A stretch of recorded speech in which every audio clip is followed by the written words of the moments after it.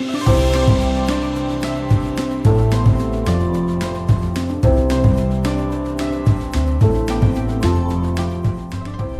the first and second videos of this series, we reviewed the inspiring principles of Americanism. We also showed that our country has abandoned them and has instead embraced Marxist principles. We also showed how this change was due to the organized efforts of a conspiratorial elite who have worked together patiently for many decades to set themselves up as tyrannical rulers of the world.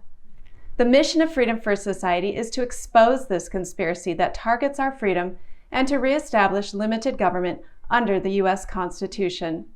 Thomas Jefferson said, "When a long train of abuses and usurpations pursuing invariably the same object evince a design to reduce them under absolute despotism, it is their right, it is their duty to throw off such government."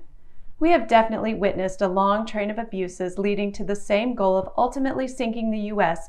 into a totalitarian world government. Let's examine the evidence that this has indeed been done by design and then reverse the encroachments peacefully while there is still time. There are plenty of conspiracy theories floated to the public that serve to distract from the real, well-documented conspiracy and serve to discredit those that try to expose it.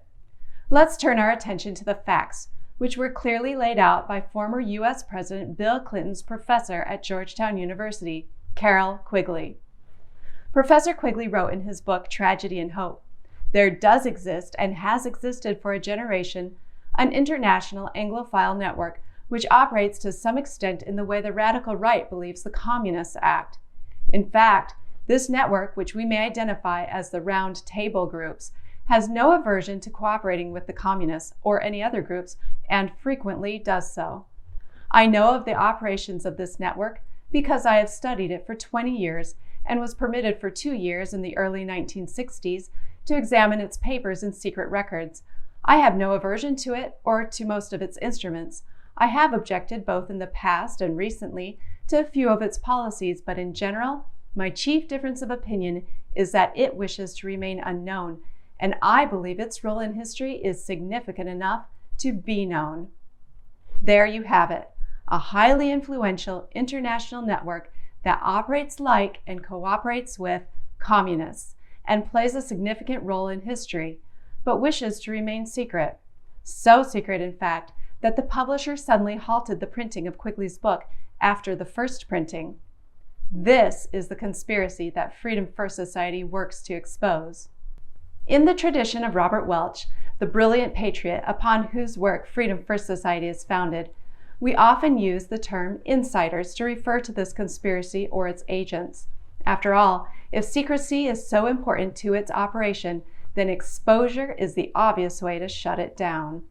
Quigley also reveals the goal of this conspiracy. He writes, "The powers of financial capitalism had a far-reaching aim, nothing less than to create a world system of financial control in private hands, able to dominate the political system of each country and the economy of the world as a whole. This system was to be controlled in a feudalist fashion by the central banks of the world acting in concert, by secret agreements arrived at in frequent meetings and conferences." Close quote. We can identify the conspiracy's influence whenever we see any measure that drives the world closer to this goal.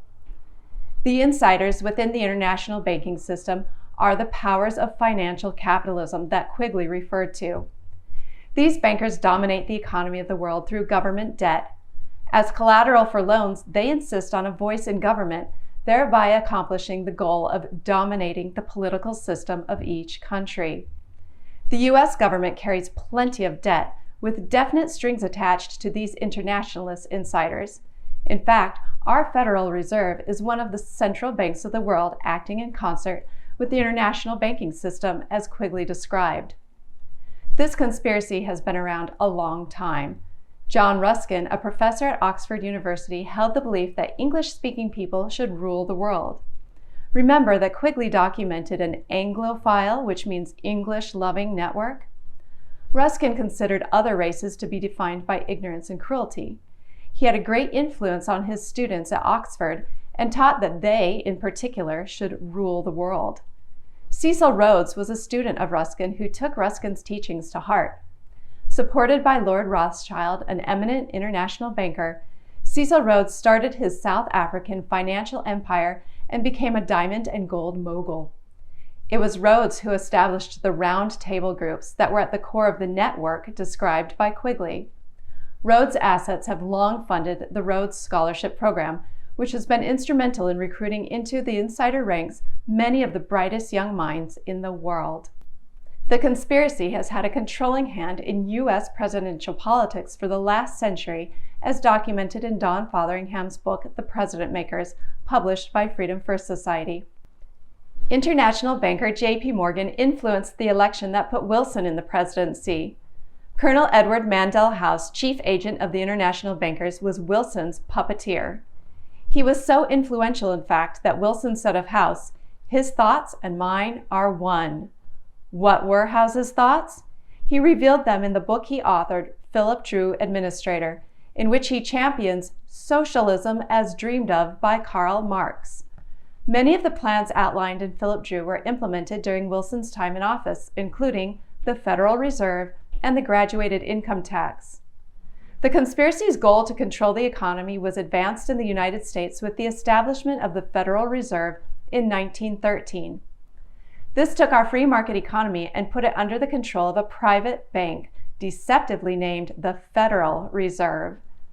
The conspiracy will often create a crisis and then provide a solution that will further its goals. The passage of the Federal Reserve Act was no exception. To induce the U.S. to accept the fifth plank of the Communist Manifesto, a central bank, as an amendment to the Constitution, J.P. Morgan staged the banking panic in 1907. The country was wary of the ambitious banker, so when his man in the Senate, Nelson Aldrich, staged false opposition to the Federal Reserve Act, Americans were disarmed and accepted the act. This type of trickery has served the conspiracy over the decades. Freedom First Society urges its members to disregard political games, learn facts, and support the Constitution. Nowhere in the original Constitution is the federal government given power over the economy or to form a central bank. A firm understanding of constitutional principles and an organized effort to inform the country are important parts of Freedom First Society's mission. This conspiracy was also responsible for pushing the second plank of the Communist Manifesto, a graduated income tax, onto Americans. If international bankers are to get paid when they finance government debt, the government must be able to reach into the pockets of its citizens. The graduated income tax was presented to the public as a way to soak the rich. Eager to make them pay up, the public accepted it. Once again, the original Constitution never allowed for unequal treatment of this sort under the law. This disregard for the Constitution has certainly enslaved the U.S. The super-rich simply shifted their assets to tax-exempt foundations. Now the money of the elite is secured and the government plunders the middle class. As part of the goal to create a world system, the conspiracy needed a world governing body. In the aftermath of World War I, insiders associated with the J.P. Morgan banking firm sought to create the foundation for world government by way of the League of Nations.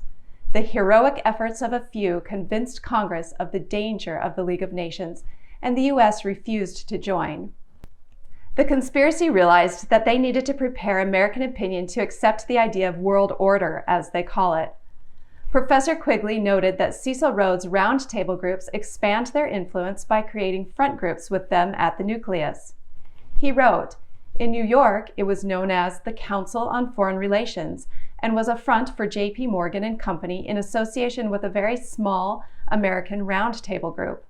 The Council's initial goal was to so alter public opinion as to make U.S. membership in a world governing body acceptable.